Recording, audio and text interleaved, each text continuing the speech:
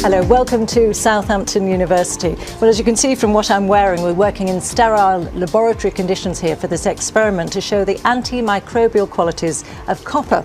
Well, what we hope to show you is that the sort of bugs that cause infections in hospitals will die off within minutes of being in contact with copper, whereas they may survive for up to weeks or even months on stainless steel.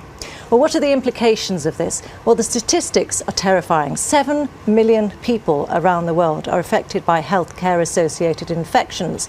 37,000 people die in Europe alone. That's as many people as die on the roads. And 100,000 people die in the States. So you can see it's a huge, huge issue.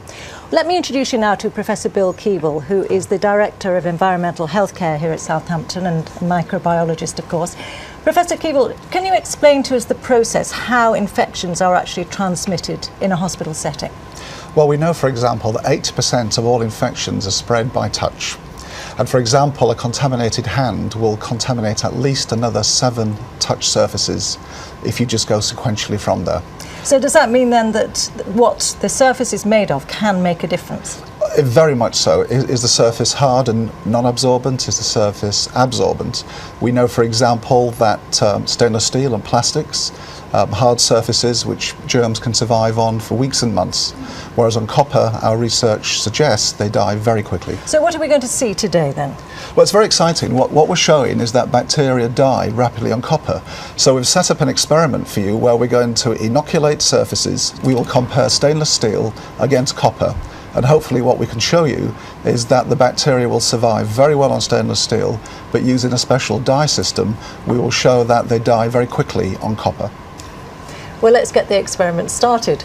In a room next door, we've got Emma and Sam on their microscopes. So, Professor Keeble, tell us what they're seeing down the individual microscopes. Well, what we're going to do is we're going to take the notorious MRSA bug, and we're going to put 10 million of the cells on stainless steel, 10 million of the cells on copper, and what we hope to show you is that they live very happily on the stainless steel, but they die rapidly on the copper. And in theory, how long will it take before the bugs are killed off on the copper? Well, we hope to show you that things are going to happen in 2 or 3 minutes, and certainly by 10 minutes, hopefully they will have all died out.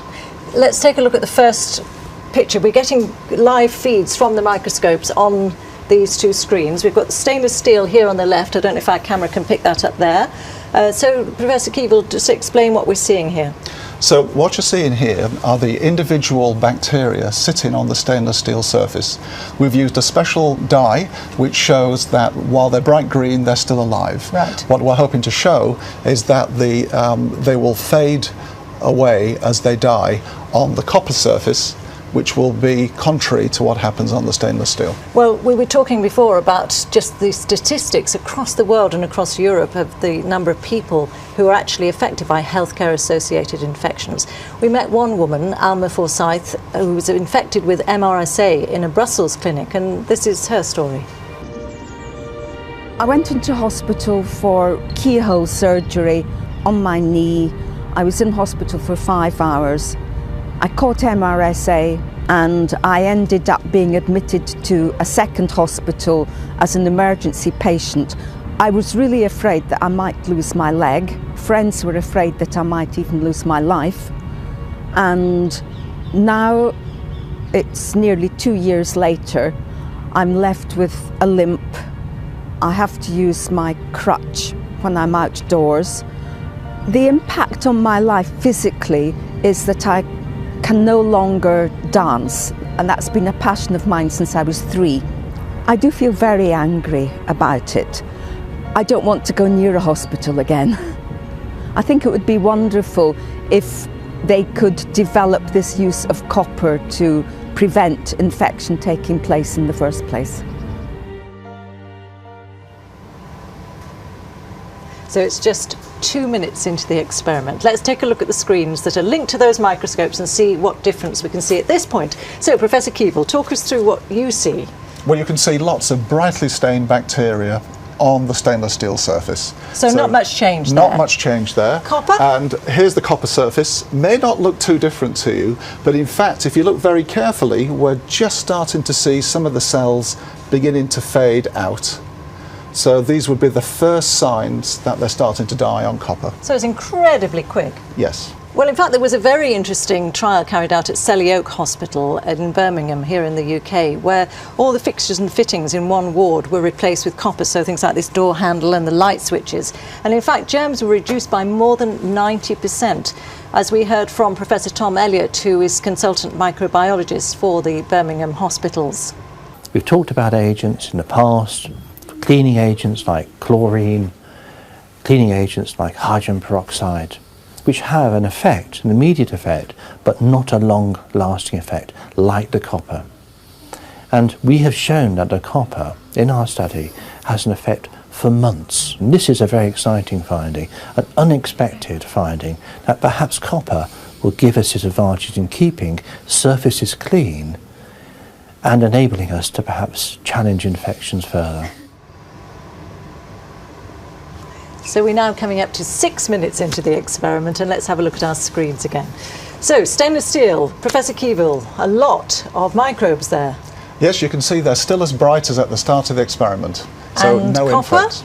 And on this one you can see they're even paler. So very few cells surviving now on the copper surface, even though we put 10 million on there to start with. Now, what is the scientific process that's happening here? How are these bugs being killed off? Well, we're starting to understand that copper works by multiple means, and it shuts down the cell's biochemistry and physiology. We'll be coming up to 9 minutes now. Let's look at the screens linked to those microscopes.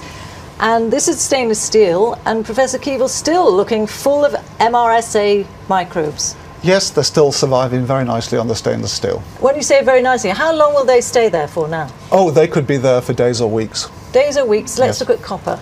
Well, I think now we're struggling to see anything on this image, showing that the bacteria have all died off on the copper surface. And does it have to be pure copper, in fact, or can it be an alloy?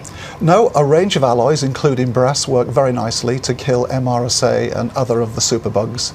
And in fact, these alloys have now been approved as antimicrobial surfaces by a US government agency. Well, Professor Keevil, thank you very much indeed. Some incredibly impressive results there, much quicker than I expected. In fact, there are quite a number of hospitals around the world now who are starting to install copper in their wards to try to deal with this real problem of hospital-acquired infections. Perhaps more when these sort of results start to filter through. Really interesting results. So from me here in Southampton University, from Emma and Sam on the microscopes, and from Professor Keevil, goodbye and thank you very much for watching.